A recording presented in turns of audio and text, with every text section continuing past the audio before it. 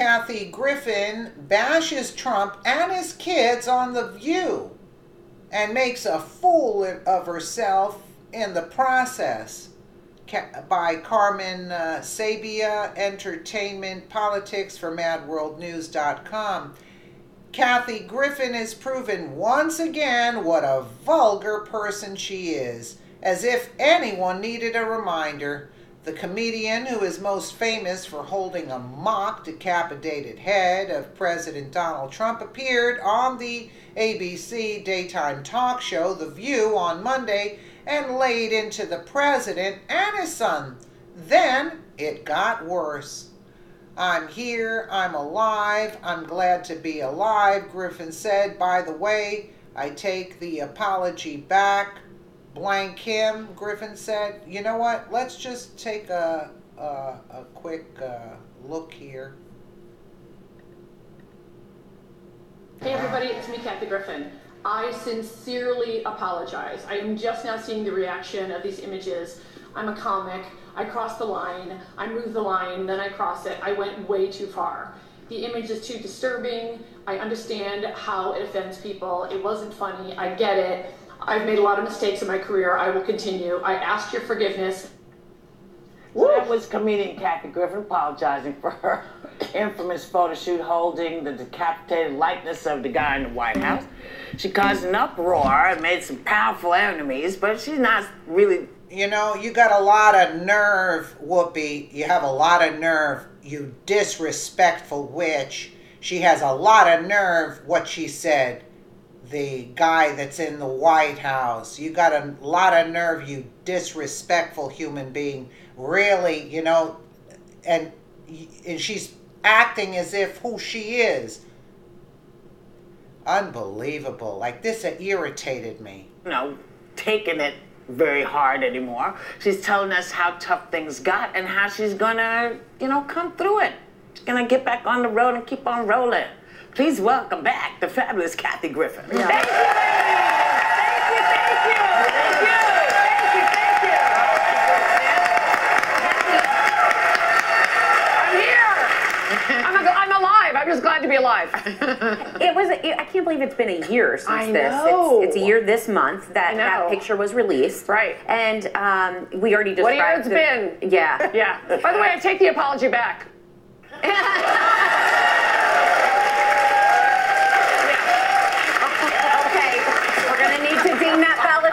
And the son, Don Jr. and Eric, or as I called them, Eddie Munster and date rape. Look, I'm not holding back on this family. This president is different, and I have been through the mill, and so now I'm back on the road. I sold out Carnegie Hall in less than 24 hours. So,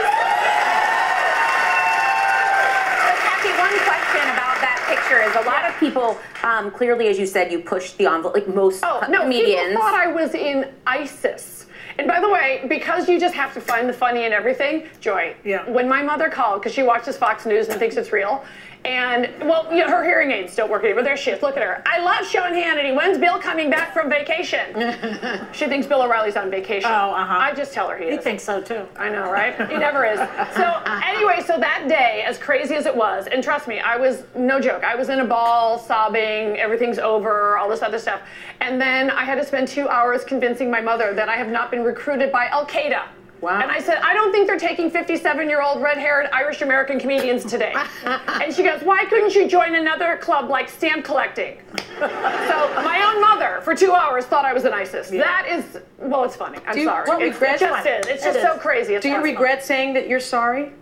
I do, because that apology was, I mean, I'm not kidding. I performed in Iraq and Afghanistan, two places Trump has never even been and can't find on a map. And so, of course, because of my connection with the military, I thought of literally Daniel Pearl's mother. Yeah. And so I thought, okay, obviously not very many people have literally witnessed that horrendous event, but when I thought of her, I thought, okay, apologize. And then when I found out that I was really just kind of part of the Trump wood chipper, which Michelle Wolf is in now, and you know, I didn't know they had this apparatus already set up before my silly picture of a $5 Halloween mask and ketchup.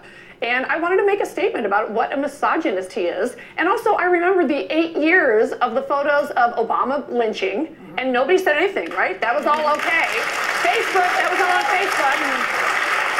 And as you know, a famous person like you.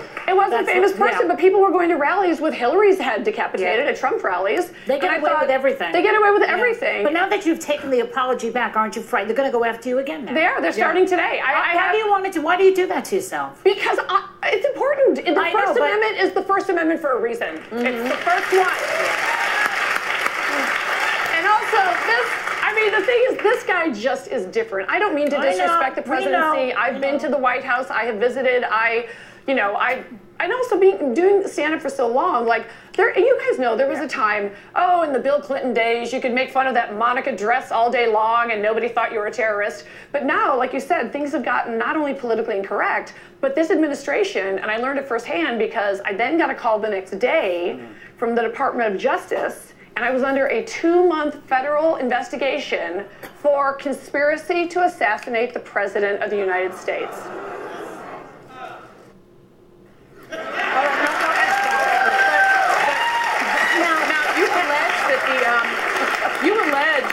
I read that you alleged that President Trump was behind the Secret Service investigation and that he ordered it himself, but there hasn't been anything public to suggest he's behind it. So why do you say that? I'm sure it's on his phone. No, I'm just saying, first of all, Jefferson Beauregard Sessions, I thought that guy was dead, seriously. When I was a kid, we used to make fun of Jeff Sessions. So anyway, somehow he's the accidental attorney general, so it had to come from him.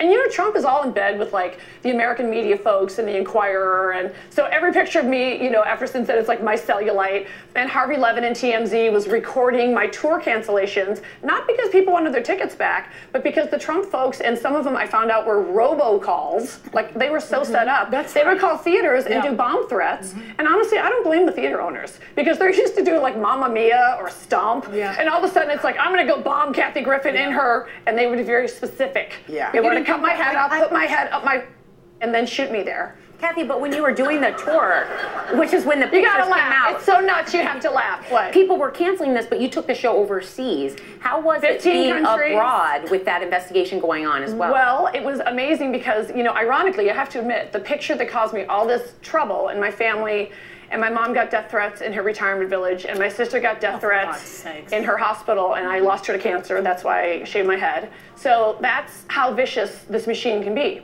So when you're under a federal investigation, I've been put on what's called the Interpol list. So I was detained at every single airport. And when you have a show in Singapore and they take your passport and they take your devices, you're just sitting there and just trying to smile. And the troops too? Hope you get it back. The troops turned on me too. Everybody turned on me. The troops turned on me. By the way, I like to say, I wasn't Dixie chicked, I was Dixie. I lost left, right, middle, I lost everybody. Do you think you went too far though?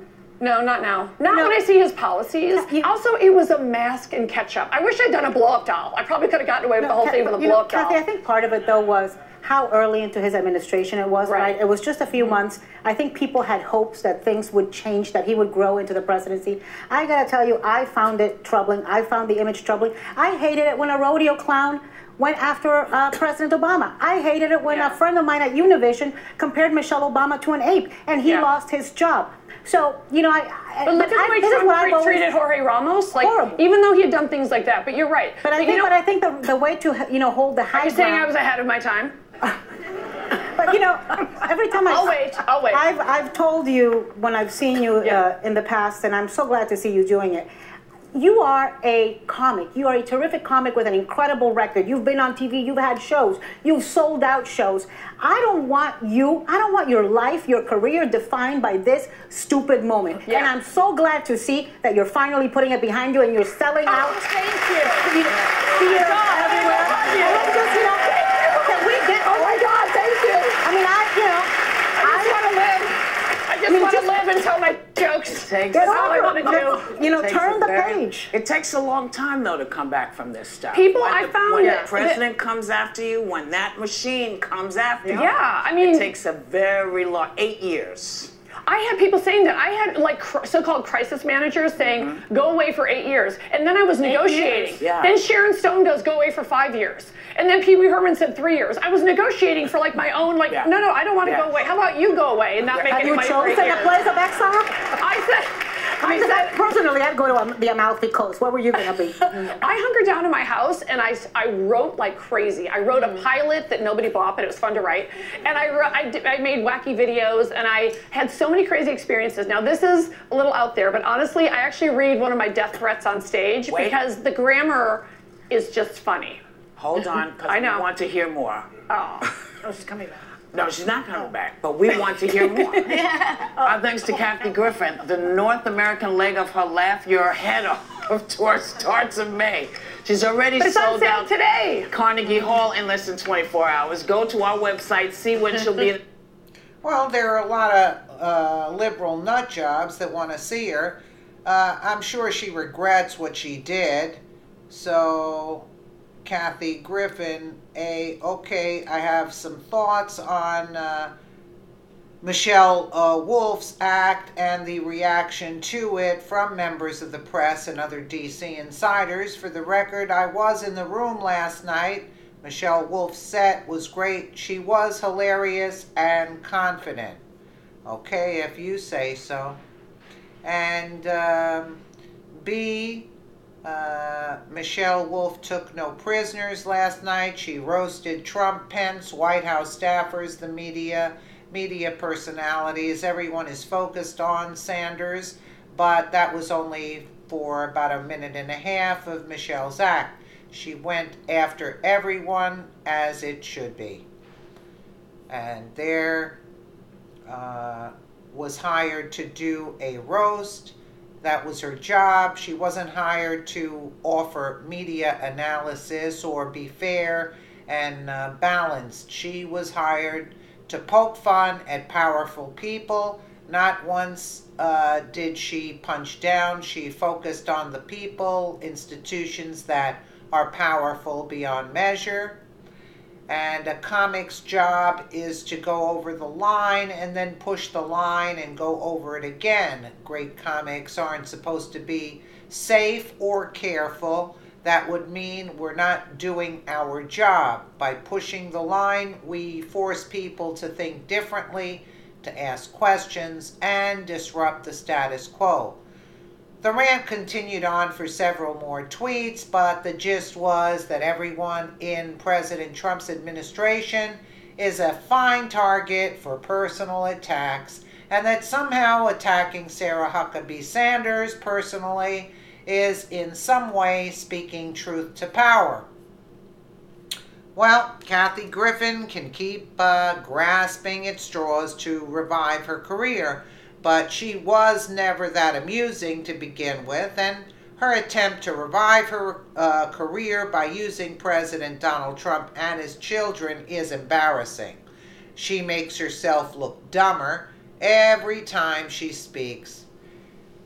You know, you don't know whether to hate her or feel sorry for her. I mean, you know, she actually is embarrassing herself by talking about Trump and the kids. I mean, you know, enough is enough. Let me know what you guys think in the comments below. And again, thank you so much for watching.